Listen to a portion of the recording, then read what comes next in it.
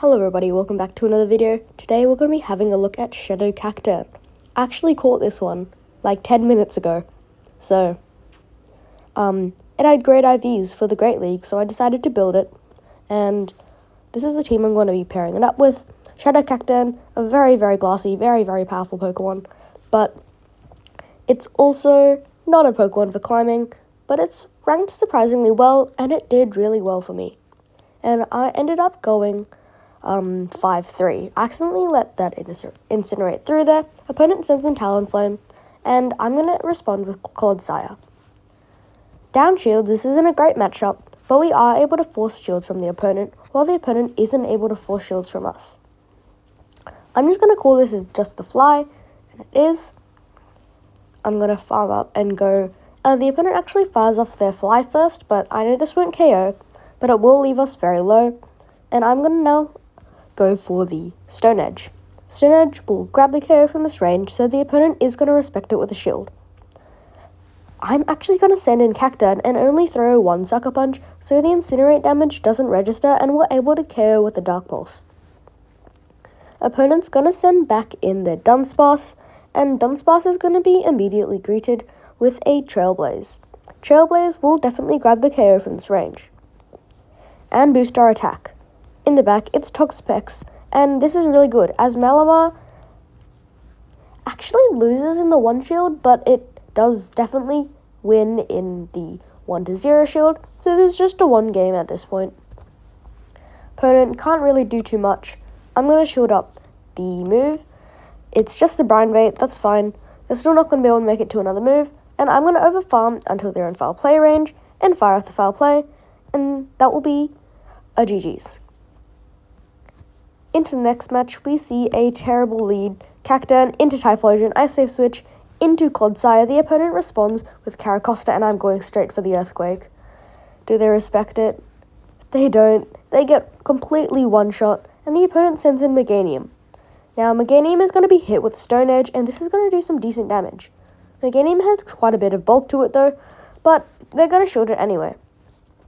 I attempt to make it to another Stone Edge, but I don't. That's completely fine with me. And they're going to go for the Frenzy Plant, which does take me out. I send in CACTURNE, and CACTURNE is not going to tank this Frenzy Plant really well, but with the Typhlosion in the back, I don't think I want to shield this. That does so much damage. That's definitely not resisted. That does not look resisted one bit. Opponent sends in Typhlosion, and I'm sitting in Malamar. Look at those Incinerates chunk, and they're already at the Thunder Punch. And they're already at another Thunder Punch? What is happening? Typhlosion absolutely on a rampage. I'm going to fire off the foul play, and the opponent surprisingly just lets that through. And now they're going to send in Meganium.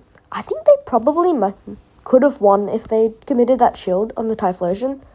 Yeah, they could have KO'd us. I'm going to send in CACTURNE, and I'm able to snipe with the Trailblaze, and from this range, Trailblaze will grab the KO up against Meganium. In the next match, we see a bit of a tricky lead into Dragonite. Dragon Breaths do more than Sucker Punches, so this means that... And they also outpace us, so they're going to throw their move first. And now I'm going to go for a farm down with the Malamar. Excuse me. Malamar gets the full farm down, and they're sending in with Whimsicott, and I respond with Clodsire, but Disaster Strikes. Our Clodsire safe switch is responded with Dugong, and this is a pretty RPS game so far. If I had fought the switch, then possibly we could have had the Clodsire aligned on the Whimsicott and the Dugong on the Malamar. But unfortunately, it's the other way around, and this is a pretty RPS game, unfortunately. I'm going to go for the Stone Edge, and that does actually grab a shield. I'm going to send in Malamar. I'm going to actually let this Icy Wind through here, as there's no reason not to bait for them. And I'm going to send in Malamar and snipe with a Superpower. Superpower, I don't think KOs from this range, unfortunately, so the opponent's going to be able to switch into Whimsicott. And I realize here, they are probably going to be able to get the full farm down. I go for the foul play, and foul play doesn't do much, but luckily we are able to make it to another Superpower. But even Superpower won't KO from this range, unfortunately. We can send in Clodsire, but they've got 100 energy. If they've got Seed Bomb, I think we might have a chance. But, it's Grass Knot. And from this range, Grass Knot will KO. If it was Seed Bomb, I think we might have been able to get the farm down and Stonish the Dugong, but unfortunately not. Hopping into the last battle, Gligar. That is a giant Core Breaker, and especially with Fury Cutter, it beats all 3 of our Pokemon, so that's going to be a very hard Pokemon to deal with. Opponent sends in for Alligator, and I just want them to no-shield the Stone Edge, which they do, which is perfect, as now we have energy. We can get energy on the Cacturne to deal with the Gligar, as Cacturne's energy goes into Gligar really well, despite it being an absolutely terrible matchup. Gligar's Fury Cutters can hit double super effective both of our Pokemon, so this is not going to be very good. Before off the Trailblaze, I'm just going to fire it off, but unfortunately the opponent makes their move first. They're just going to fire off the Aerial Ace, and unfortunately they can just easily shield this and farm down everything. They're going to shield it up, and I'm going to get in some Sucker Punch damage before sending in Malamar. I'm going to shield up the Dig. There's not too much reason for them to bait. And now I'm going to overfarm and fire off the Foul Play.